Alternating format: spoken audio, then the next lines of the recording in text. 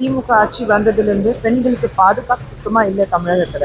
முதலமைச்சர் அவர்கள் கிட்ட நாங்க கேட்கிற கேள்வி ஒண்ணுதான், பெண்களுக்கு பாதுகாப்பு எப்போ கொடுக்க போறீங்க? முக்கியமான காரணம் போதைப் பொருட்கள் அல்லது டாஸ்மாக்ல உங்களுக்கு லாபம் வருது, அதனாலதான் அந்த டாஸ்மாக் நீங்க 10 மணிக்கு மேல பில் இல்லாம நீங்க கடையில விற்கிறீங்க. அது ஒண்ணு இருக்கு. உங்க கட்சியிலிருந்து உங்களுக்கு உங்க குடும்பத்துக்கு ரொம்ப நெருங்கிய நண்பர் தான் அதுக்கு காரணம்னா தெரிய வந்தது.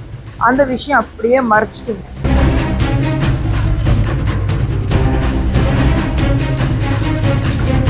கிட்டத்தட்ட 4.5 வருடத்துல திமுக ஆட்சி வந்ததிலிருந்து பெண்களுக்கு பாதுகாப்பு சுத்தமா இல்லை தமிழகத்துல. முதலமைச்சர் அவர்கள் கிட்ட நாங்க கேட்கிற கேள்வி ஒண்ணுதான், பெண்களுக்கு பாதுகாப்பு எப்போ கொடுக்க போறீங்க? பெண்களுக்கான காட்சி, பெண்களுக்கு உரிமைக்கான கொடுக்க வேண்டிய ஒரு ஆட்சி நாங்க எங்களுக்கு இருக்கு அப்படின்னு பேசிட்டு இருக்கும் போது, தொடர்ந்து 2021 இருந்து 2025 கடைசியில் இருக்கும் இந்த 4.5 வருடத்துல 65% பெண்களுக்கு மீதான ஒரு கொடுமைகள் அதிகமாயிருக்கு. ஸோ 65% ரைஸ் நீங்க சொல்லும்போது ஒரு சாதாரண விஷயம் கிடையாது.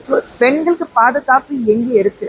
எல்லாம் இந்த மாதிரி ஒரு பிரச்சனைகள் இருக்கும்போது, கோயம்புத்தூர் இருக்கட்டும், பொள்ளாச்சி இருக்கட்டும், அண்ணா யூனிவர்சிட்டி இருக்கட்டும், இல்ல பல இடங்கள்ல இந்த மாதிரி பிரச்சனைகள் வரும்போது முக்கியமான காரணம் போதைப் பொருட்கள் அல்லது டாஸ்மாக். இதுதான் அந்த போதைக்கு அடிமையானவங்க தான் மேக்சிமம் இது பண்றாங்க. டாஸ்மாக்ல உங்களுக்கு லாபம் வருது, அதனாலதான் அந்த டாஸ்மாக் நீங்க 10 மணிக்கு மேல பில் இல்லாம நீங்க கடையில விற்கிறீங்க. அது ஒண்ணு இருக்கு. அப்படி இருக்கும்போது போதைப் பொருட்கள் கடத்தப்படும் போது இங்க வரும்போது அதுக்கு உங்க கட்சியிலிருந்து உங்களுக்கு உங்க குடும்பத்துக்கு ரொம்ப நெருங்கிய நண்பர் தான் அதுக்கு காரணம்னா தெரிய வந்தது.